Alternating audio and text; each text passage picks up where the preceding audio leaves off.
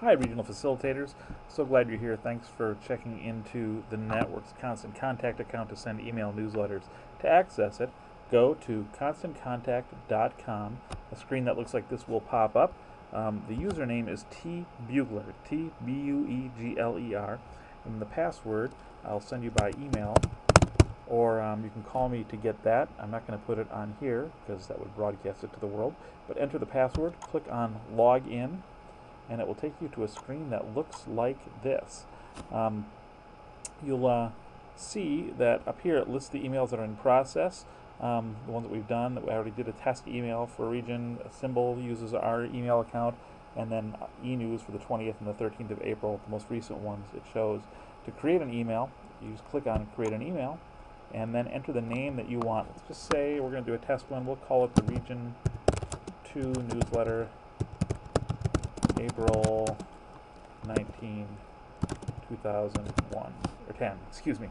Helpful to put the date on so we know how old it is. Click on next, and then it will give you a list of templates. You click the template you want. In this case, we'll try going with, it gives just a whole variety you can see of different looks and feels for emails. All these are customizable. You can change the logos or the graphics to make it look like whatever you want. So you pick one. In this case, let's go back up and we'll pick the one that's called informative. No particular reason, just put that there. And then click on next. It will ask you what you want to title it. The template, or the default is just the network one, so call this Region 2 Newsletter. We'll change the name, Janet Rennick, since she's from the region. And then we'll either be able to add Janet's email to our list, so her email would actually appear, or we can just select the generic info at ELCAYMNet one. Either way works. It's a two-step process to add her email. If you want to do that, please let me know. Then permission reminder. Generally, we always put that on. It gives people kind of a reason why they're receiving the newsletter, and an out if they want to stop receiving it.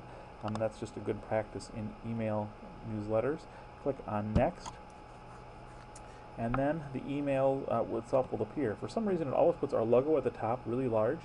I don't quite know why, so I always delete that. You'll notice each box has three things at the top: a button to edit, a button to copy this block, or a button to delete the block. In this case, I'm going to delete it.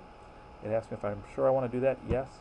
And then we come up here, and so this is what the newsletter looks like, and what the different blocks look like. This is a block here.